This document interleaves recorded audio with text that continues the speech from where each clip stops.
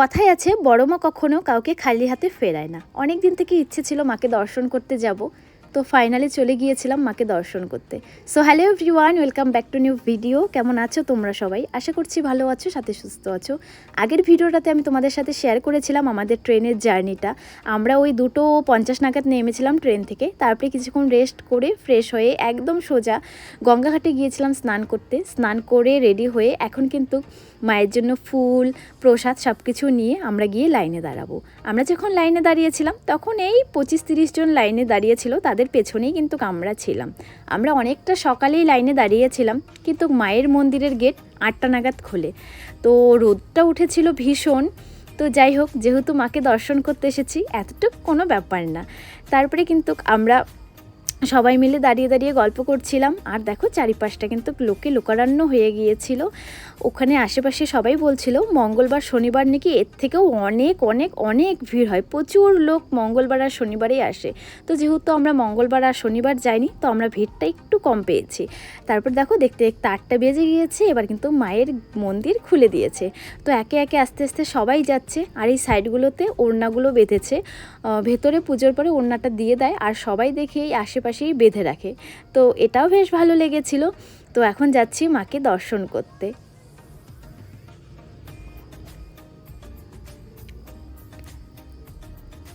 যাওয়ার পরেই মাকে দর্শন করে একটু ফটো আর ভিডিও করে নিয়েছি, তোমাদের সাথে শেয়ার করব আর নিজের কাছেও রেখে দেব। ওখানে বড় বড় করে লেখা আছে ভিডিও বা ফটো কোনোটাই করা যাবে না, তারপরেও অনেকটা রিস্ক নিয়ে চুপ করে করেছি।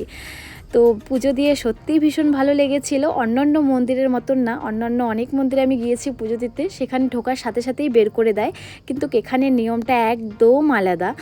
তো এটা ভীষণই ভালো লেগেছিল। আর এখানে দেখো কি সুন্দর করে লেখা আছে, ধর্ম হোক যার যার, বড় মা সবার। এই কথাটা একদম মন ছুঁয়ে গিয়েছে।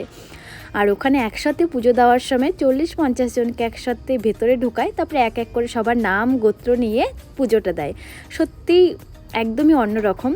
তো পুজো দিয়ে বেরিয়ে দেখি যে লাইন একদম গঙ্গাঘাট পর্যন্ত পেরিয়ে গেছে। তখন মিনিমাম 500-600 জন লাইনে দাঁড়িয়েছিল।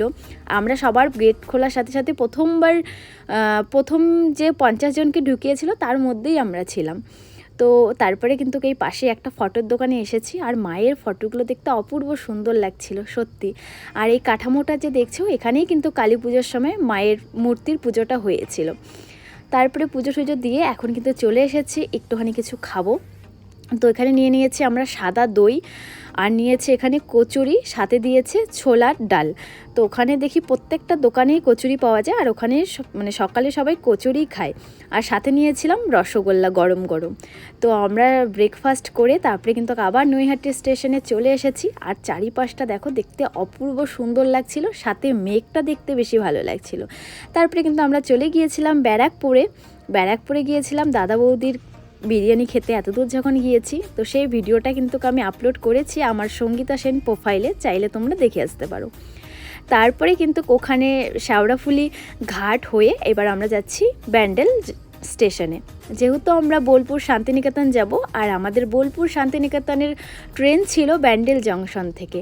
এই দেখো দেখতে দেখতে চলেও এলাম ব্যান্ডেল জংশনে।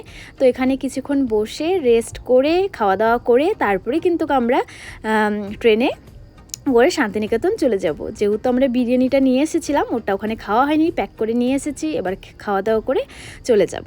তারপরে ট্রেনে উঠে দেখো আমাদেরকে এখানে 4:50 বাজে তখন কিন্তু বোলপুর স্টেশনে নামিয়ে দিয়েছিল।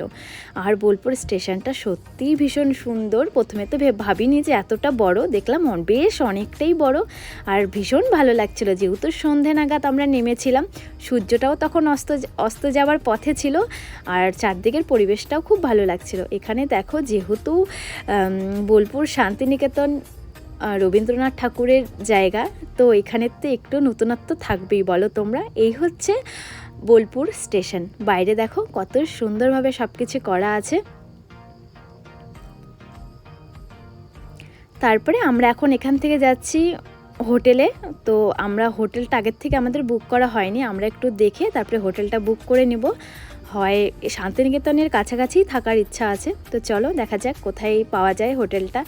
আর দেখো যেতে যেতে এই গেটটার মধ্যে অপূর্ব সব লেখা, এই লেখাগুলো আমার ভীষণই ভালো লেগেছিলো, তাই ভাবলাম এটা তোমাদের সাথে শেয়ার করি। তো হোটেল খুঁজে আমরা ঠিক করে চলে এসেছি। দেখো এই হচ্ছে আজকে আমরা এই হোটেলেই থাকবো, শান্তিনিকেতনের বেশ কাছে। তো যেহেতু রাত হয়ে গেছে, তো আমি কালকে সকালে তোমাদের হোটেলের বাইরেটা দেখিয়ে দেবো, আর হোটেলের নামটা বাকি ডিটেলস আমি তোমাদেরকে বলে দেবো। তো এখন যেহেতু অনেকটা ক্লান্ত আমরা, এখন একটু ফ্রেশ হতে হবে, কারণ অনেকটা সারাদিন মানে প্রায় ভোর থেকেই রাত পর্যন্ত অনেক অনেক অনেক খাটাখাটনি হয়েছে, অনেক জার্নি হয়েছে, তাই এখন একটু ফ্রেশ হয়ে নেই। আর দেখো কি সুন্দর বেলকুনির থেকে দেখা যাচ্ছে। আর এখানে এই অনেক বড় বড় দেখি বট গাছগুলো আছে, বট পাকড়ি গাছ। তো আমরা ফ্রেশ হয়ে এবার গিয়েছিলাম একটুখানি মুড়ি আর তেলে ভাজা খেতে। দেখি ওদিকে সবাই মুড়ি আর তেলে ভাজা ভীষণই ফেমাস, তো তাই গিয়েছিলাম মুড়ি তেলে ভাজা তারপরে ছোলা সব কিছু নিয়ে এসে রুমে খাবো। তো দেখো চারিপাশটা দেখতে কিন্তু খুব ভালো লাগছিল। আর এটা হচ্ছে শান্তিনিকেতনের প্রায় কাছাকাছি হোটেলটা। তো আমরা হোটেলে নিয়ে চলে এলাম মুড়ি, চপ, ঘুগনি, তারপরে ডালের বড়া, এটাই আজকে আমরা রাত্রে খাবো। খাওয়া দাওয়া করে আর কোনো রকম ভিডিও কিছু করিনি, একদম ঘুমিয়ে পড়েছিলাম, কারণ শরীরটা ভীষণই খারাপ লাগছিল।